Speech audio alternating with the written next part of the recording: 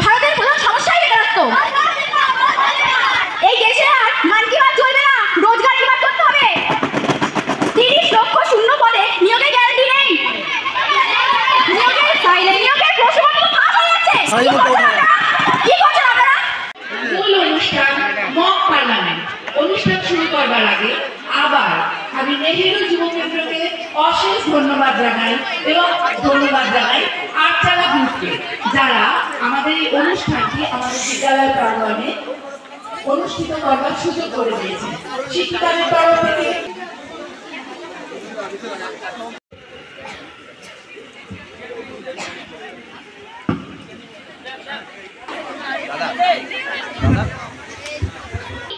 শ্রীমতী তাসফিয়া মাহাজাবিন 12 নম্বর কৃষ্ণনগর লোকসভা সদস্যরূপে নির্বাচিত হয়েছি। ঈশ্বরের নামে শপথ করিতেছি। ঈশ্বরের নামে শপথ করিতেছি। আমি বিধি দ্বারা প্রতিষ্ঠিত ভারতের সংবিধানের প্রতি প্রকৃত বিশ্বাস ও আনুগত্য পোষণ করিব এবং যে কর্তব্যভার গ্রহণ করিতে চলিতেছি তা সঠিকভাবে নির্বাহ করিব। Thank you. Please take your seat. Honorable Adhyaksh and all honorable members, I am sorry to hear Pankaj Uda's loss. Our thoughts and prayers with you and your family. Pankaj Udas as an Indian ghazal and playback singer, known for his works in Hindi cinema and Indian pop songs. In 2006, he was awarded Padma Shri, India's 4th highest civilian award. সময়ের অভাবে এবং গুরুত্বের বিচারে 6টি তারকা চিহ্নিত প্রশ্ন সভায় আলোচিত হবে। এখন বিরোধী দলনেতা 115 নম্বর তারকা চিহ্নিত প্রশ্ন সভার সম্মুখে রাখবেন। ধন্যবাদ অধ্যক্ষ মহাশয়া। আইএলও গ্লোবাল ওয়েস্ট রিপোর্ট 2018 থেকে 19 অনুযায়ী সারা বিশ্বে পুরুষের তুলনায় নারী 20% কম বেতন পান। ভারতে সেই ফারাক আরো বেশি। সাইলেন্ট গ্রাম ও শহর দু ক্ষেত্রে একই কাজের জন্য প্রায় সর্বত্র মেয়েদের মজুরি পুরুষের অর্ধেক। সম কাজে সম মজুরি পাওয়ার আইন রয়েছে, তাও কেবল বইয়ের পাতায়।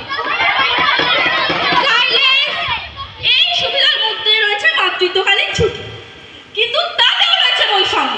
বাস্তবে 90% নারী কর্মী মাতৃত্বকালীন সবেতন ছুটি পান না।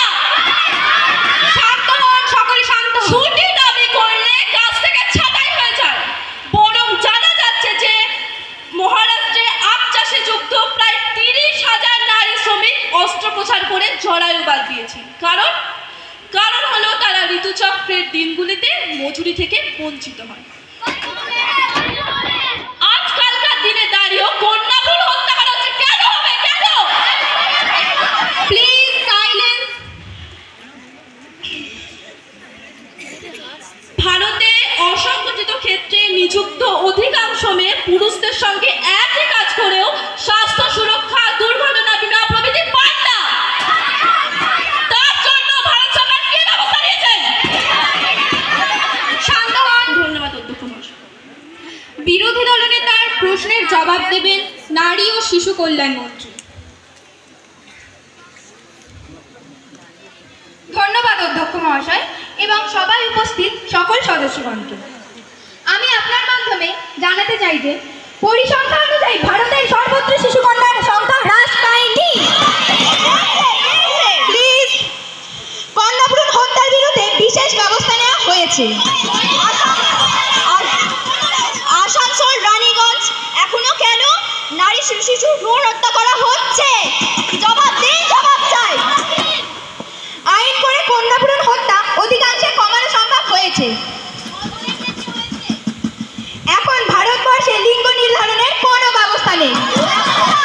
সাইলেন্স, শান্ত হন।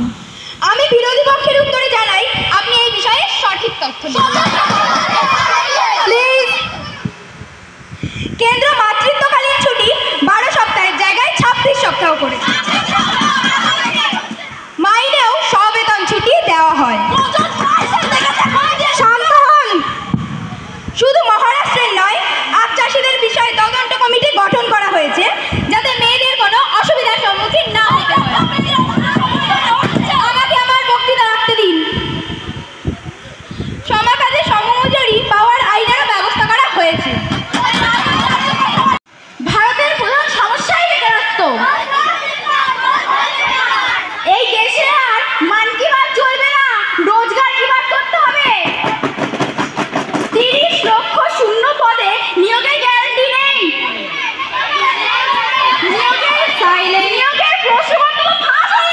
কি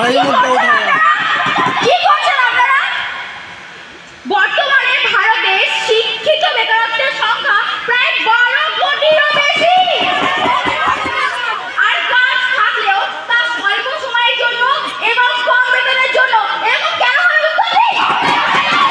না, কর্মসংস্থান তো নেই, উৎপাদনশীলতাও কম, কেন হয় জবাব দিন। এবং যে কাজ একজন ব্যক্তি করতে পারে সেই কাজ কেন 2-3জন ব্যক্তি করবে? আয়করের কর কাঠামো কোনো পরিবর্তন করা হয়নি। ব্যাংক ও পোস্ট অফিসে সুদের হার কমিয়ে দেওয়া হয়েছে। এর ফলে সিনিয়র সিটিজেনরা ক্ষতিগ্রস্ত হচ্ছে, কেন হবে উত্তর দিন। Silent please. Thank you. মাননীয় অর্থমন্ত্রী এই বিষয়ে নিজের বক্তব্য পেশ করবেন। নমস্কার, আমি ধন্যবাদ জানাই অধ্যক্ষ মহাশয় এবং সভায় উপস্থিত সকল সদস্যকে। বৈষম্য নেই, বৈষম্য দূর করে দিয়েছি। এমন করলে আমি এই প্রশ্নগুলির উত্তর দিতে পারবো না। কর্মসংস্থান ও অর্থ বিনিয়োগ হচ্ছে এবং আর্থিক সুযোগ সুবিধাও দেওয়া হচ্ছে। নারী শিক্ষায় কোটি কোটি টাকা বিনিয়োগ হয়েছে। উন্নয়ন হচ্ছে, নারী শিক্ষার হারও বেড়েছে। রেলে ও লোকো পাইলটে মহিলা কর্মী নিয়োগ হচ্ছে।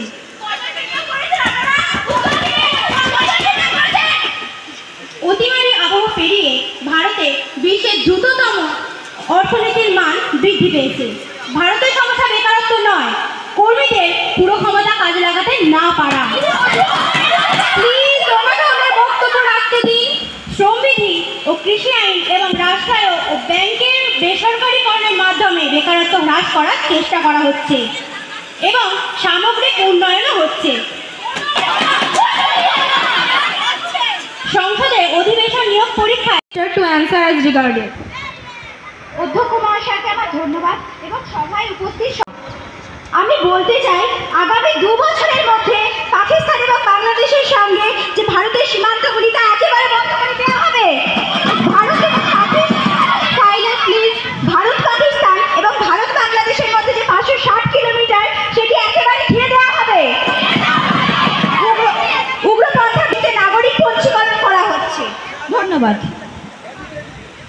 মাননীয় সদস্যা, এই বিষয় সংক্রান্ত কোনো প্রশ্ন থাকলে সবাই পেশ করতে পারেন।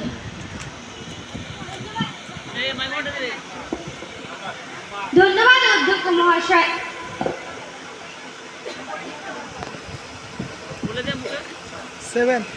ধন্যবাদ অধ্যক্ষ মহাশয় আমাকে সুযোগ করে দেওয়ার জন্য। দিনের পর দিন ভারতে অনুপ্রবেশ বেড়েই চলেছে। ভারতের পূর্ব ও পশ্চিমে এই সমস্যা আরো বেশি বেড়েছে। এ বিষয়ে স্বরাষ্ট্রমন্ত্রী কি ব্যবস্থা নিয়েছেন? প্লিজ। ধন্যবাদ। মাননীয় স্বরাষ্ট্রমন্ত্রী, আপনি এই প্রশ্নের উত্তর দেওয়ার জন্য অনুরোধ করছি। আমরা বিভিন্ন আইন পাশ করে এবং বিএসএফ এর মাধ্যমে বিশেষ সীমান্ত সুরক্ষার ব্যবস্থা করেছি এবং যে 560 কিলোমিটার সেটি পুরোটা কাঁটাতার দিয়ে ঘিরে দেওয়ার ব্যবস্থা করা হয়েছে। তাই আপনারা সঠিক তথ্য জানুন, জেনে কথা বলুন।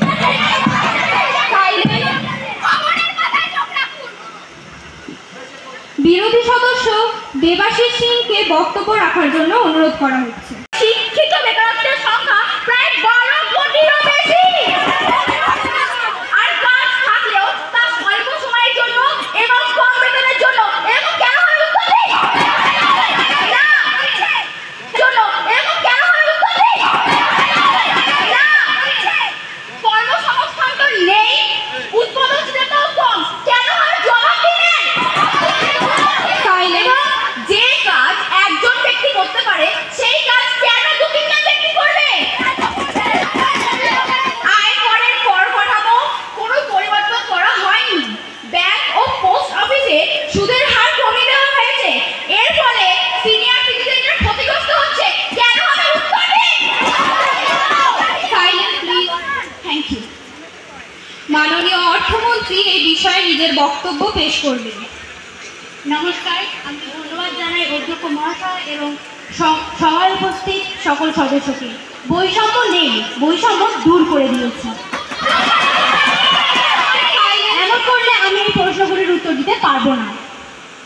কর্মসংস্থান ও অর্থ বিনিয়োগ হচ্ছে এবং আর্থিক সুযোগ সুবিধাও দেওয়া হচ্ছে। নারী শিক্ষায় কোটি কোটি টাকা বিনিয়োগ হয়েছে, উন্নয়ন হচ্ছে, নারী শিক্ষার হারও বেড়েছে, রেলে ও লোকো পাইলটে মহিলা কর্মী নিয়োগ হচ্ছে।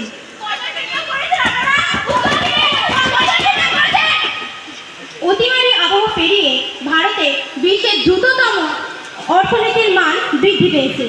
ভারতের সমস্যা বেকারত্ব নয়, কর্মীদের পুরো ক্ষমতা কাজে লাগাতে না পারা। প্লিজ আমাকে আমার বক্তব্য রাখতে দিন। শ্রমবিধি ও কৃষি আইন এবং রাষ্ট্রায়ত্ত ও ব্যাংকের বেসরকারীকরণের মাধ্যমে বেকারত্ব হ্রাস করার চেষ্টা করা হচ্ছে এবং সামগ্রিক উন্নয়নও হচ্ছে।